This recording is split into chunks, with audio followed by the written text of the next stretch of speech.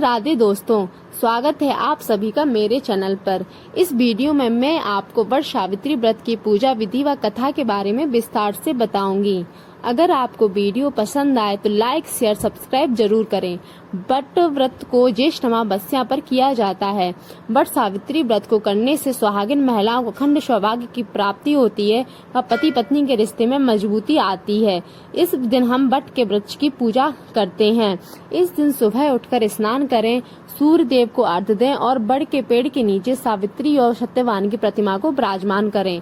पेड़ पर जल अर्पित करें, फूल मिठाई समेत आदि चीजें चढ़ाएं। इसके बाद दीपक जलाकर आरती करें। रोली बांधते हुए पेड़ की सच्चे मन से परिक्रमा लगाएं।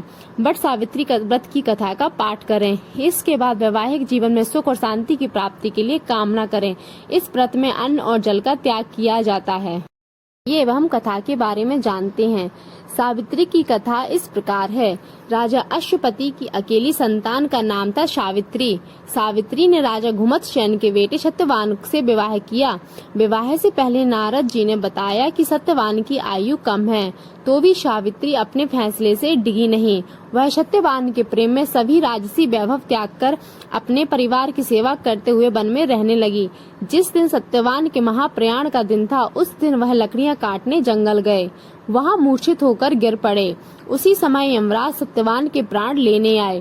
3 दिन से उपवास में रह रही सावित्री उस घड़ी को जानती थी, अतः बिना परेशान हुए यमराज से सत्यवान के प्राण वापस देने की प्रार्थना करती, लेकिन यमराज नहीं माने। तब सावित्री उनके पीछे पीछे ही जाने लगी। कई बार मना करने पर भी वह नहीं मानी, तो सावित्री के साहस और त्याग से यमराज प्रसन्न हुए और कोई 3 वरदान मांगने को कहा। सावित्री ने सत्यवान के दृष्टिहीन माता पिता के नेत्रों की ज्योति मांगी, उनका छीना हुआ राज्य मांगा और अपने लिए वास्तु कहने के बाद यमराज समझ गए कि सावित्री के पति को साथ ले जाना अब संभव नहीं है। इसलिए उन्होंने सावित्री को अखंड सौभाग्य का आशीर्वाद दिया और सत्यवान को छोड़कर वहां से अंतर ध्यान हो गए। उस समय सावित्री अपने पति को लेकर वट वृक्ष के नीचे ही बैठी थी। इसलिए इस दिन महिलाएं अपने परिवार और जीवन साथी की दीर्घ आयु की कामना करते हुए वट वृक्ष को भोग अर्पण करती हैं, उस पर धागा लपेटकर पूजा करती हैं व उसकी परिक्रमा करती हैं। धन्यवाद दोस्तों।